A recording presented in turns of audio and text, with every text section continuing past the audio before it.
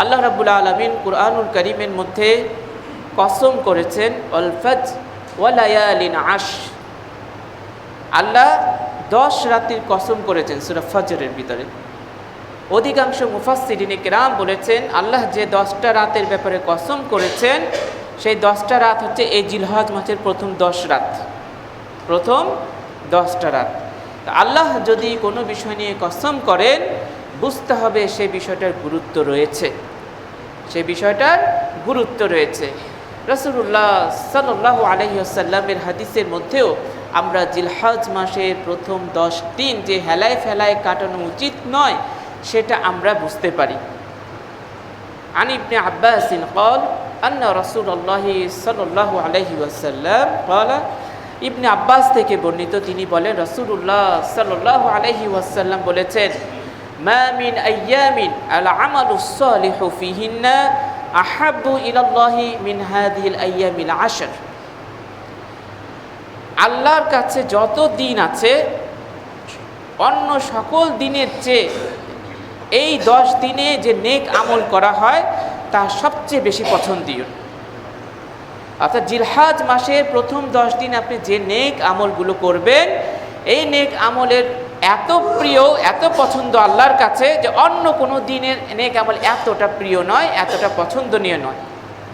তখন সাহাবায়ে কেরাম বললেন ইয়া রাসূলুল্লাহ, হে আল্লাহর রাসূল, ওয়ালাল জিহাদু ফি সাবিলিল্লাহ, আল্লাহর পথে জিহাদ করাটাও এই এত মর্যাদাপূর্ণ আমল নয়, আল্লাহর কাছে প্রিয় নয় যে জিলহজ মাসের 10 তারিখের আমলটা এত প্রিয়?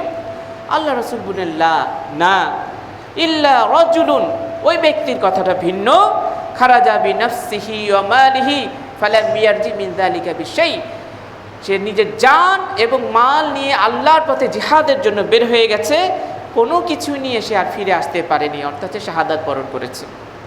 যে ব্যক্তি যুদ্ধে গিয়ে শহীদ হয়ে গেছে ওই ব্যক্তির কথাটা ভিন্ন, কিন্তু এটা ছাড়া অন্য কোনো নেক আমলই এই জিলহজ মাসের 10 দিনের নেক আমলের চেয়ে এত পছন্দনীয় আল্লাহর কাছে নয়। আমরা যারা আছি এখানে সাধারণত আমাদের এই দেশের মুসলিমরা মাহে রমজান আসলে আমরা রমজান মাসে অত্যন্ত ইবাদত করে থাকি, গুরুত্ব দিয়ে থাকি। দেখা যায় সারা বছর কেউ কোরআন মাজিদ না পড়লেও রমজান মাসে প্রথম দিন থেকে শুরু হয়ে গেল, এই মাসে একটা কোরআন খতম দিতেই হবে।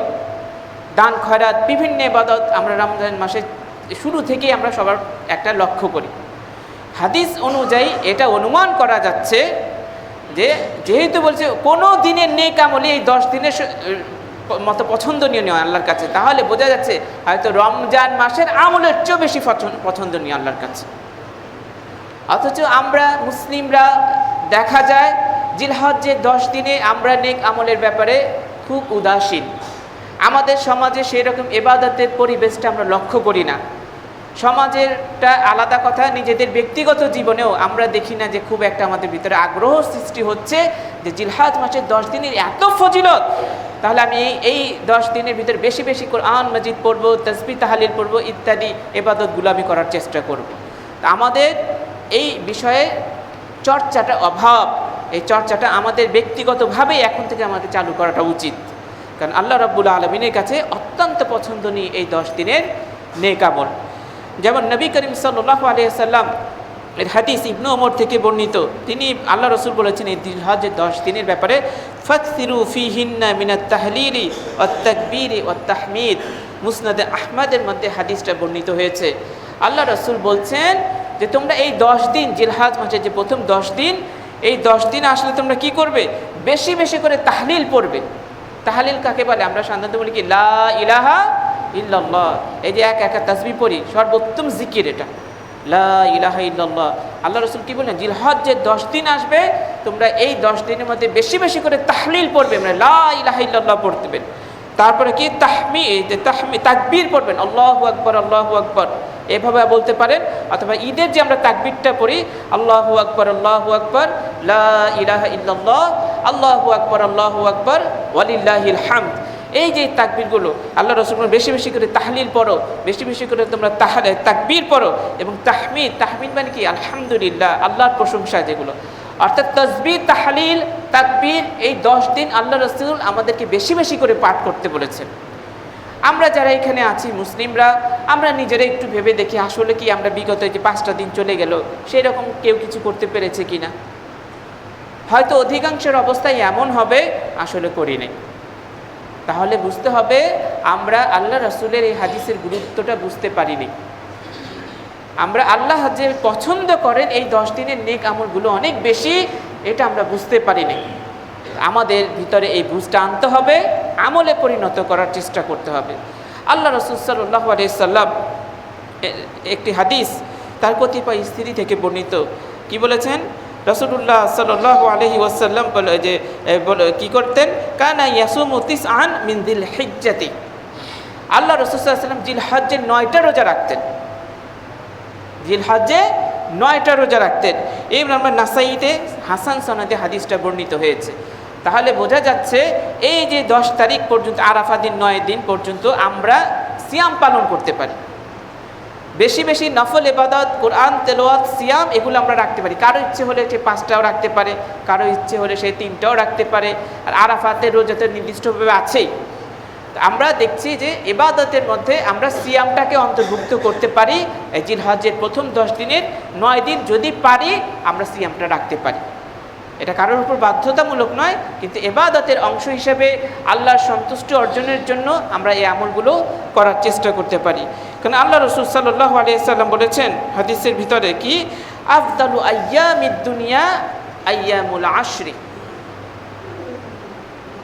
দুনিয়ার মধ্যে যত দিন আছে, আফদালু আইয়ামিদ দুনিয়া, দুনিয়ার যত দিন আছে এর মধ্যে সর্বশ্রেষ্ঠ দিন হচ্ছে জিলহজ্জের প্রথম 10 দিন। দেখেন অন্য হাদিসের ভাষাটা বুঝতে পারলেন কিভাবে বললেন আল্লাহ রাসূল? দুনিয়ার যত দিন আছে তার মধ্যে সর্বশ্রেষ্ঠ দিন হচ্ছে এই জিলহজ্জের 10 দিন।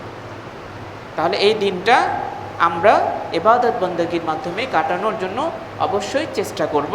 আল্লাহ যেন আমাদের প্রত্যেককে এই জিলহজ্জের 10 দিন এই বেশি বেশি করে, যারা আমরা হজ্জে নেই, বিশেষ করে এখানে আছি, কোরআন তেলাওয়াত, তাসবিহ, তাহলিল, সিয়াম পালন এগুলোর মাধ্যমে অতিবাহিত করার তৌফিক দান করেন, আমিন।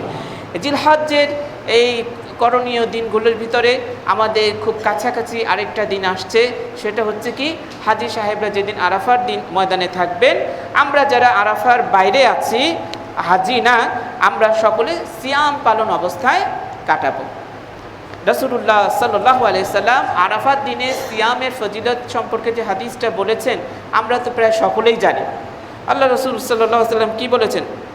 সিয়ামু ইয়াউমি আরাফা আহতাসিবু আলাল্লাহি আইয়ুকাফফারা আস-সানাতা আল্লাতী ক্বাবলাহু ওয়াস-সানাতা আল্লাতী বা'দাহু। সহিহ মুসলিম এবং অন্যান্য কিতাবের মধ্যে হাদিসটি এসেছে যে আমি আল্লাহর কাছে আশা করি এই আরাফাত দিনের সিয়ামের মাধ্যমে পূর্বের 1 বছরের গুনাহ আমার কাফফারা হবে এবং কি পরবর্তী 1 বছরের গুনাহের কাফফারা হবে।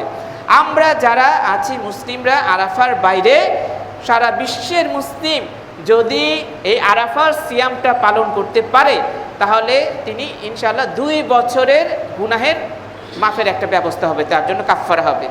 একটি বছর হচ্ছে পূর্ববর্তী বছরের, আর আরেকটি বছর হচ্ছে আগামী বছরের। তো এই যে 2 বছরের গুনাহের কাফফারা, এই সুযোগটা আমাদের যারা অন্তত সিয়াম পালন করতে সক্ষম, সুস্থ আছি বা পারবো, এই সুযোগটা ছাড়া উচিত হবে না। তো আমরা যারা আছি ইনশাআল্লাহ সকলেই যারা পারি আরাফার দিন যেদিন হবে হজ্জের দিন, সেদিন আমরা সকলে সিয়াম পালন অবস্থায় কাটানোর চেষ্টা করব। আল্লাহ আমাদের সবাইকে সুস্থ রেখে এই যে 2 বছরের গুনাহের কাফফারার একটা সুযোগ, এই সুযোগটা লাভ করার তৌফিক দান করুন, আমিন। আমরা অনেকেই দেখি যে আমরা কি করি, এই রমজানের পরে শাওয়াল মাসের 6টা রোজা আমরা রাখি, এবং দেখা যায় বহু মুসলিমের মধ্যে অনেক গুরুত্ব সহকারে এই সিয়ামগুলো পালন করে। 1 মাস সিয়াম পালন করলো, ক্লান্তি বোধ নেই, ইবাদতে তার একটা মজা এসে গেছে। ঈদটা শেষ হলো তারপরে শুরু করে দিয়েছে কি 6টা রোজা রাখবো, একটা রোজায় 10টা নেকি।